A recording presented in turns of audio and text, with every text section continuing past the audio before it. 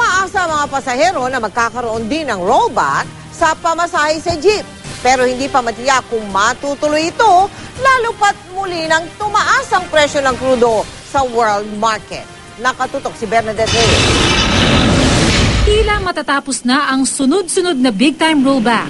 Kasabay kasi ng pag-ahon ng ekonomiya ng Amerika, nagsimula na ring tumaas muli ang presyo ng krudo sa world market. Kung meron mang rollback sa susunod na linggo, kakarampot na lang daw ito. Base sa galaw ng world market mula noong Lunes hanggang kahapon, ayon sa ilang oil industry sources, posibleng 10 centavos lang ang rollback sa unleaded gasoline, 30 hanggang 40 centavos naman sa diesel. Malaki yung binagsak nung Monday para ang difference ng average this week mas mababa pa rin kaysa previous week. Although yung ibang produkto maliit lang. Baka nga wala na silang rollback yung ibang produkto, no? Ipinangako ng Transport Group na sa sandaling umabot sa 37 pesos ang diesel, kusa nilang ibababa sa 7.50 ang minimum fare sa jeep.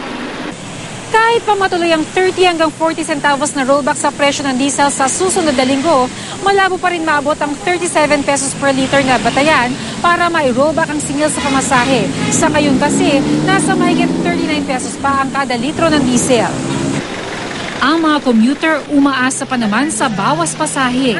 Para sa amin nga namamasahe araw-araw, kailangan po talaga i-rollback. Kawawa naman yung mga mamayan dahil maliit lang ang sahod ng tao. Pero para sa mga tsuper, hindi pa raw napapanahon ang rollback sa pamasahe. Hindi pa napanahon kasi yung presyo ng diesel parehas pa lang sa 8 pamasahe. Baba muna na yung pyesa, baba pamasahe. Pwede. Ang presyo ng petrolyo rin ang isa sa tinitingnang batayan ng LTFRB kung ipagkakalob ang rollback sa pamasahe sa jeep, taxi at bus.